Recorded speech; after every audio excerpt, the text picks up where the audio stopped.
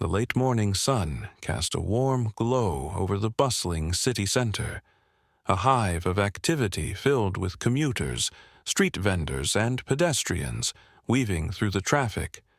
Cars honked in frustration as hurried drivers navigated crowded intersections. The air was alive with the mingling sounds of the city, conversations, street performers, and the occasional bark of a distant dog.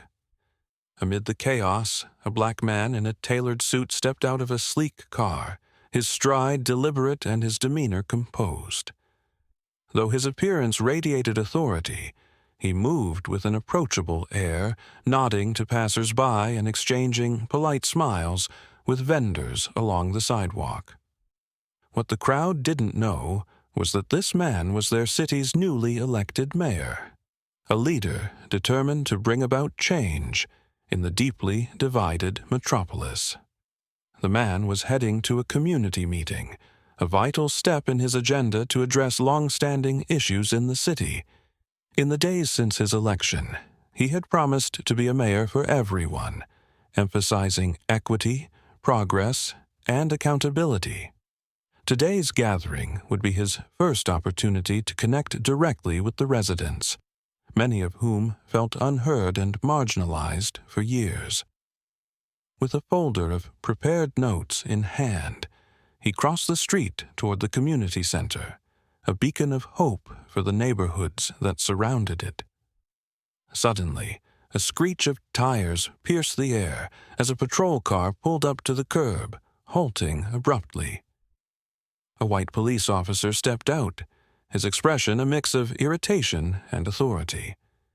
His sharp gaze locked onto the man as he crossed the street, and without hesitation he barked, "Hey! You can't cross here! That's jaywalking!"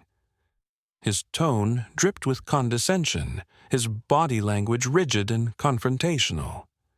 Startled by the officer's aggressive approach, pedestrians paused to watch the unfolding scene. The suited man, unfazed, turned to face the officer with measured calm. "Good morning, officer," he said, his voice polite but firm. "I'm heading to a community meeting just a block away. I wasn't aware I'd violated any traffic rules." The officer's eyes narrowed, his suspicion and bias evident.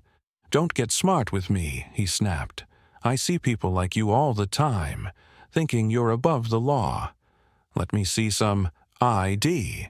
The man hesitated briefly, not because he feared the request, but because he recognized the layers of prejudice behind the demand. Keeping his composure, he reached for his wallet and handed over his identification. The officer glanced at it briefly, his demeanor unchanged. "What are you doing around here anyway? You don't look like you belong." A small crowd began to gather, murmurs of curiosity and concern rippling through the onlookers. Some pulled out their phones to record the interaction, sensing the imbalance of power in the encounter. Despite the tension, the man remained steadfast. "I belong here, officer," he replied evenly. "I'm here to serve this community. If you'll excuse me, I'd like to be on my way." The officer smirked, clearly enjoying the moment. "Not so fast," he said. "You're coming with me. Let's see how the station feels about someone who thinks the rules don't apply to them." The man's face remained calm, though a flicker of frustration passed through his eyes. He chose his next words carefully, knowing the situation could escalate. "Officer, I suggest you reconsider your actions," he said, his tone steady. "You're making a mistake." But the officer was already grabbing his radio, calling for backup. The crowd gasped as the tension mounted, some stepping closer to intervene while others stood frozen in disbelief. The man, however, stood his ground, aware that the truth of his identity and the consequences of the officer's actions would soon come to light. The newly elected mayor's journey to his position was one of resilience, ambition, and a deep commitment to the city he called home, Born and raised in the very community he now served, he grew up amid its vibrant culture and undeniable struggles.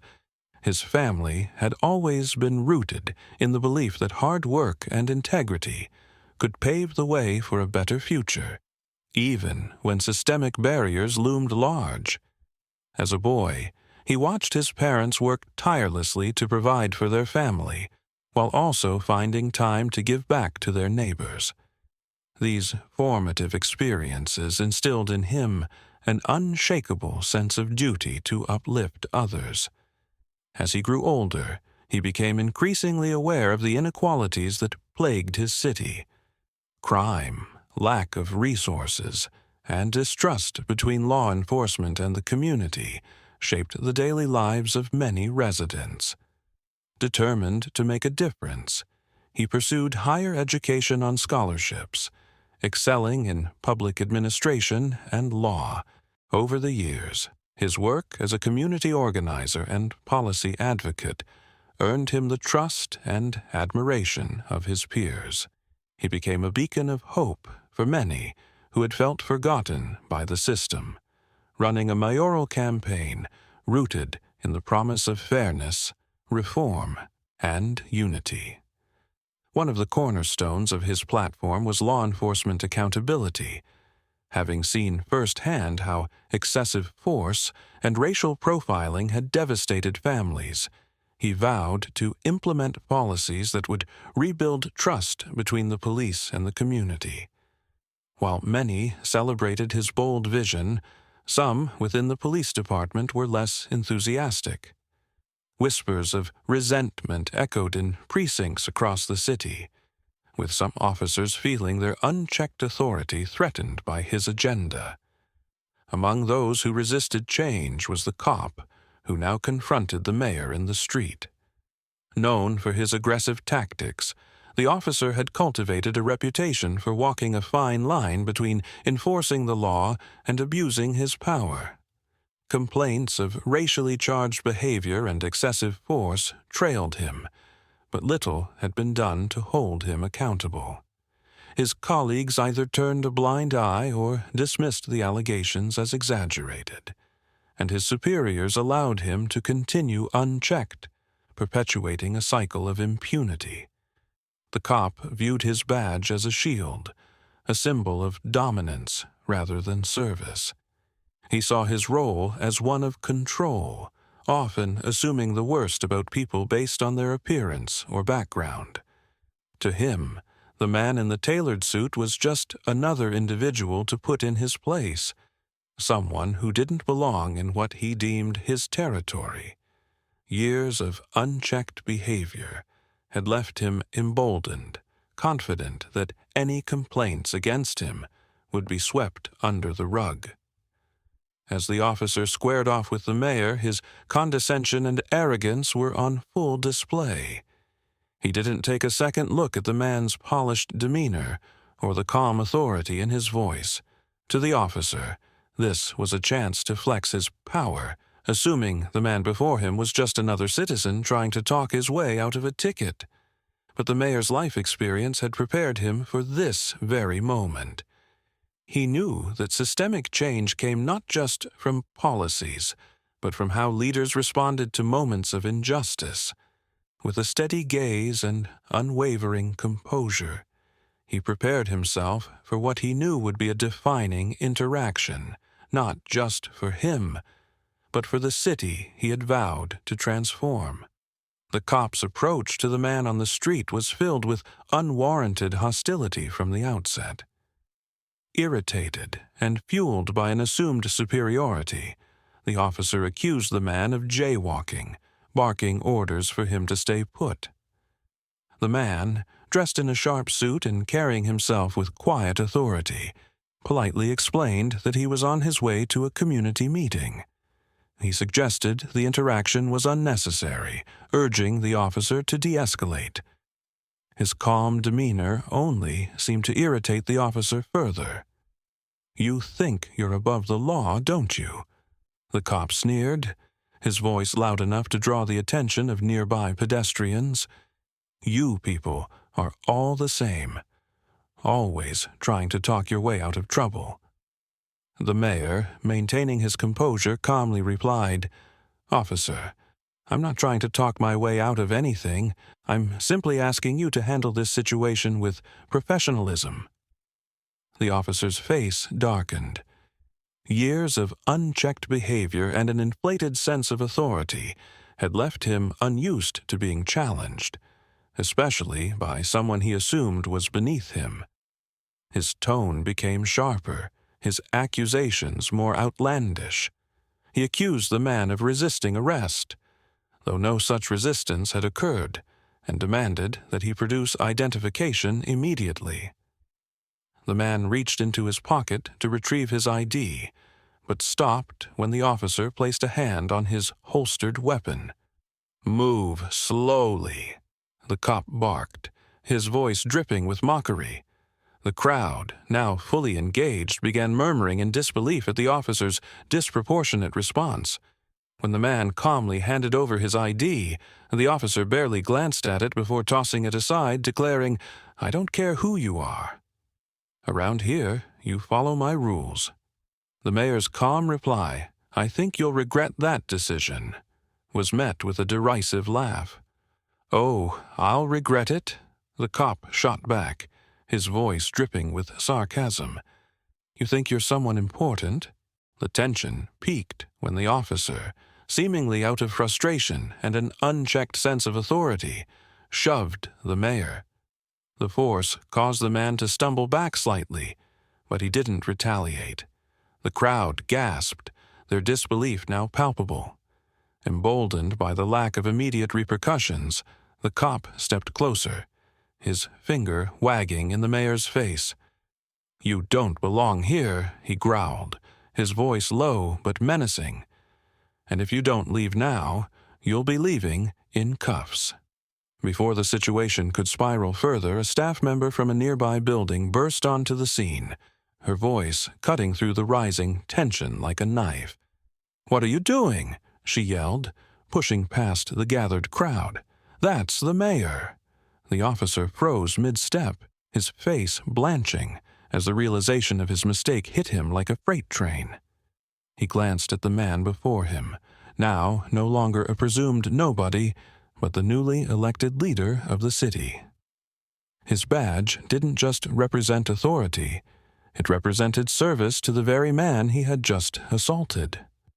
The crowd, now abuzz with outrage, began murmuring more loudly, some pulling out their phones to record the stunned officer's reaction.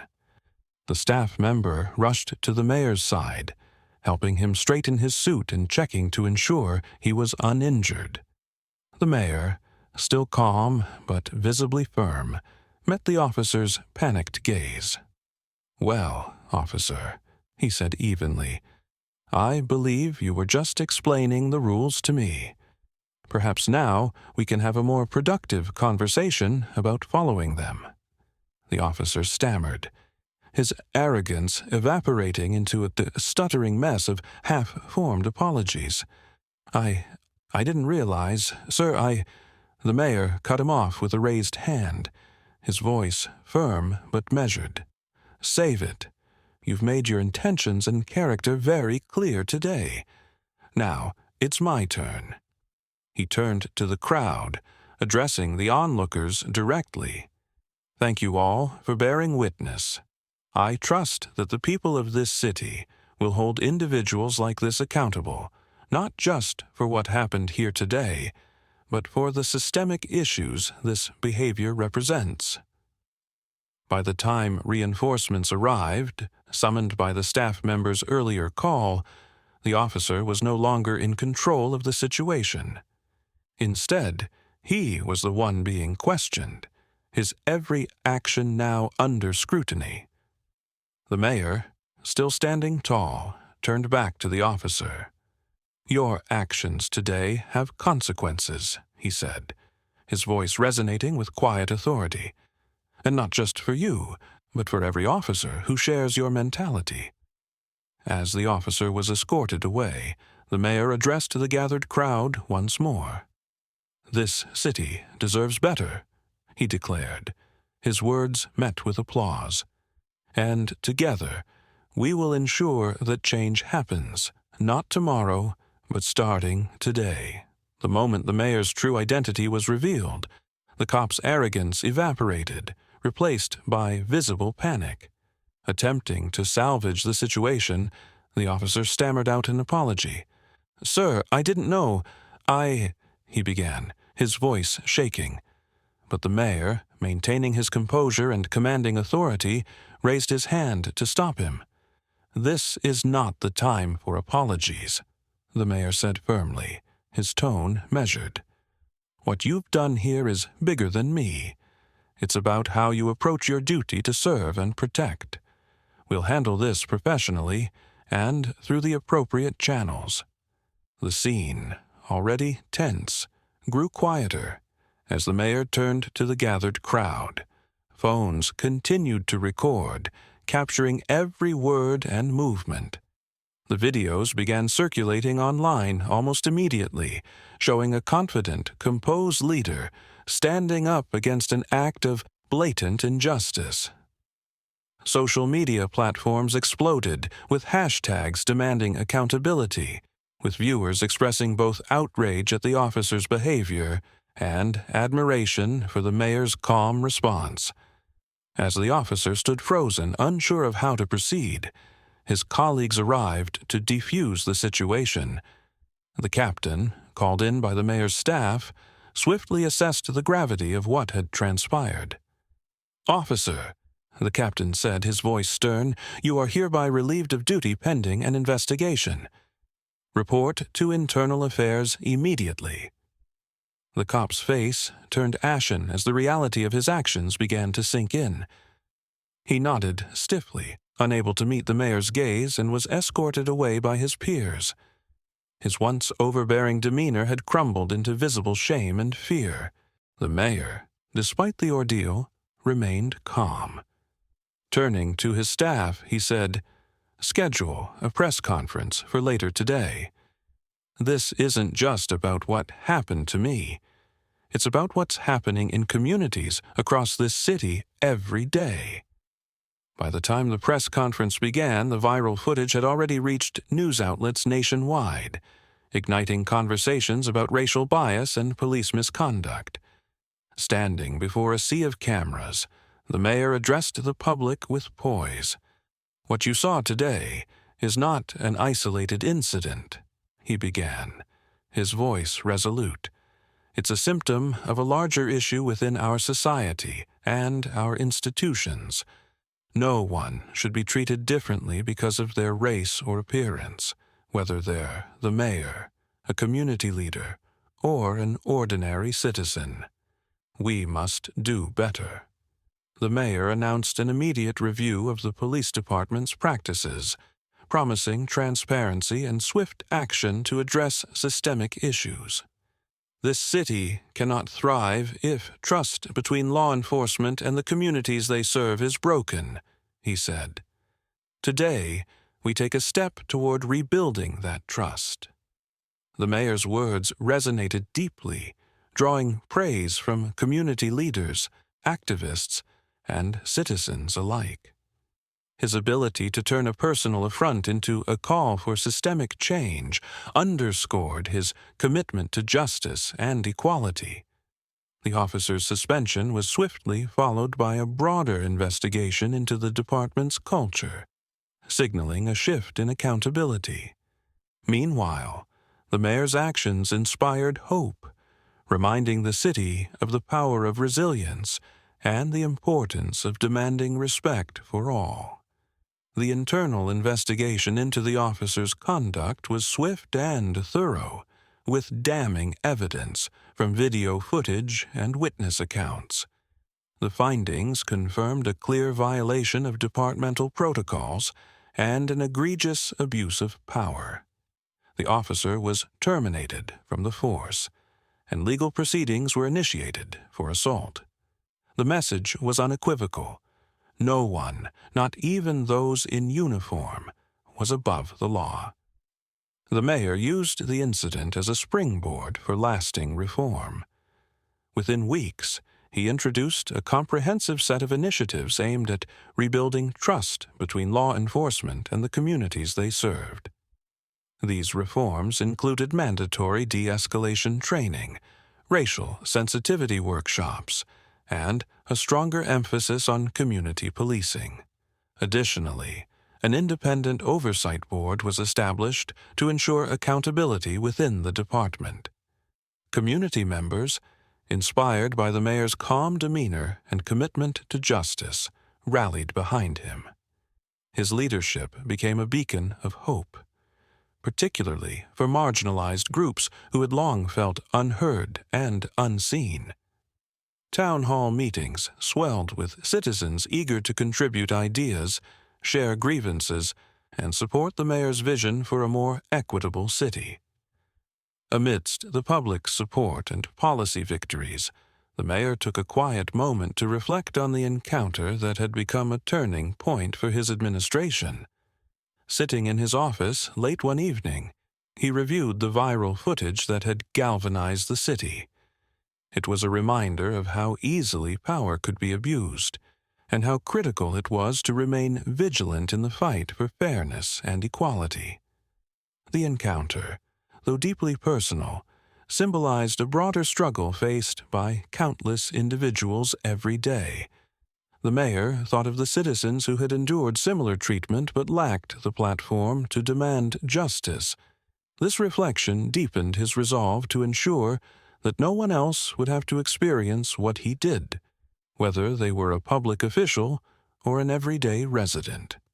In the weeks that followed, the mayor continued to work tirelessly, meeting with community leaders, police unions, and activists to ensure that the changes being implemented would have a lasting impact.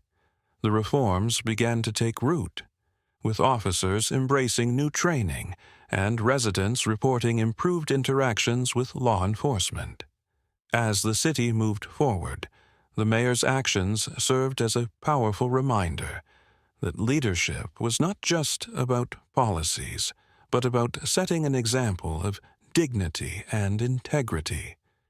His determination to turn a moment of injustice into an opportunity for reform left an indelible mark, inspiring others to strive for a city where respect and accountability were the norm. The streets of the city now carry a renewed energy, a sense of optimism that hadn't been felt in years. As the mayor walked through neighborhoods that once struggled with strained relations with law enforcement, residents approached him with warm smiles and gratitude. Children waved at him, community leaders nodded in respect, and individuals who once felt invisible now saw a champion for their cause in him. The viral incident that initially cast a harsh spotlight on the city's flaws became a rallying cry for change. It sparked deeper conversations about systemic injustice, not only within the city, but across the nation. Media outlets covered the reforms initiated by the mayor, holding them up as a model for other cities grappling with similar issues. Advocacy groups, both local and national, found an ally in the mayor, who now used his platform to amplify their voices and push for meaningful legislative changes. The city's police department, once a source of fear and frustration for many residents, began to transform under the mayor's leadership. The newly introduced training programs, accountability measures, and community engagement initiatives weren't just policies. They were promises of a better future. Officers who embraced the changes became ambassadors of a new era, bridging gaps with residents and rebuilding trust one interaction at a time. As part of the Reformation efforts, a new police recruitment campaign was launched, aimed at attracting individuals committed to the values of respect, protection, and unity. The slogan, "Respect, Protect, Unite," adorned posters, billboards, and social media posts. The campaign featured diverse officers from all walks of life, reflecting the community they served. In one striking image, the mayor stood proudly among these officers, his expression one of determination and hope. The mayor's leadership became an inspiration far beyond the borders of his city. He was invited to speak at national conferences, participate in panels on justice reform, and consult with other mayors on implementing similar initiatives. His story resonated with people from all backgrounds, an example of how adversity, when met with dignity and courage, could become a catalyst for transformative change.